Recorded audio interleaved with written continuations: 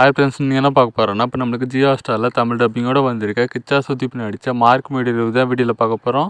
So இந்த review பார்க்கறது முன்னாடி லைக் பண்ணிட்டு வருவா சப்ஸ்கிரைப் மட்டும் பண்ணிக்கோங்க. இந்த வீடியோவில் என்னென்னா நம்ம ஸ்டார்டிங்கில் நம்ம ஹீரோ தான் காமிக்கிறாங்க. ஹீரோ ஒரு போலீஸாக இருக்காரு. அதுக்கப்புறம் சடனாக ஒரு நாள் 18 குழந்தைங்களை கடத்திட்டு போயிடுறாங்க. ஹீரோ வர சஸ்பெண்டில் இருக்காரு. அதுக்கப்புறம் ஹீரோ எப்படியாச்சும் தேடி கண்டுபிடிக்கணும்னு முடிவு பண்ணுறாரு. ஹீரோ தேடும் போது அந்த குழந்தைங்களை கடத்திட்டு போனோன்னு மாட்டிக்கிறான். சடனாக என்ன பண்ணுறாங்க, ஹீரோக்கு தெரியாமல் அவனை கொலை பண்ணிடுறாங்க. அவனை கொலை பண்ணதுக்கு அப்புறம் தான் தெரியுது இவன் பெரிய ரவுடியோட தம்பி அப்படின்ட்டு ஹீரோக்கு தெரிய வருது. அதுக்கப்புறம் அந்த பெரிய ரவுடி ஹீரோ பழி வாங்கிறதுக்கு வரான். அதுக்கப்புறம் ஹீரோ சில பிரச்சனைலாம் வருது.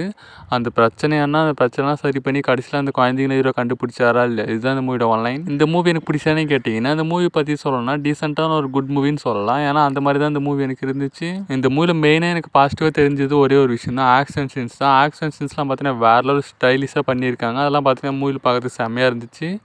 அதே மாதிரி மேக்கிங்கும் பார்த்தீங்கன்னா சூப்பராக பண்ணியிருக்காங்க. அதே மாதிரி இந்த மூவி ஹீரோட ஆக்டிங் எப்படின்னு கேட்டிங்கன்னா, ஹீரோட ஆக்டிங் பார்த்தீங்கன்னா சூப்பராக இருந்துச்சு. மெயினாக ஆக்ஷன் சீன்ஸில் கலைக்கிருக்காரு ஹீரோ. அதே மாதிரி இந்த மூவியில் ஒரு சாங்ஸ் அண்ட் பிஜிஎம்லாம் எப்படின்னு கேட்டிங்கன்னா, சாங்ஸ் அண்ட் பிஜிஎம்லாம் பார்த்தீங்கன்னா சூப்பராகவே இருந்துச்சு. மெயினாக சாங்ஸ் பார்த்தீங்கன்னா நல்லாவே இருந்துச்சு.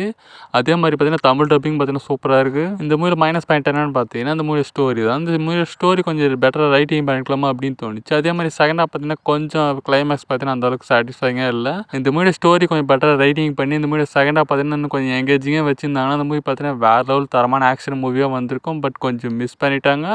ஆனால் ஒரு வாட்டி ஃபேமிலியோடு பார்க்கறதுக்கு ஒரு வர்த்தான மூவியாக அந்த மூவி இருக்கும். இந்த மூவிக்கு ரேட்டிங் பார்த்தீங்கன்னா 5க்கு 3.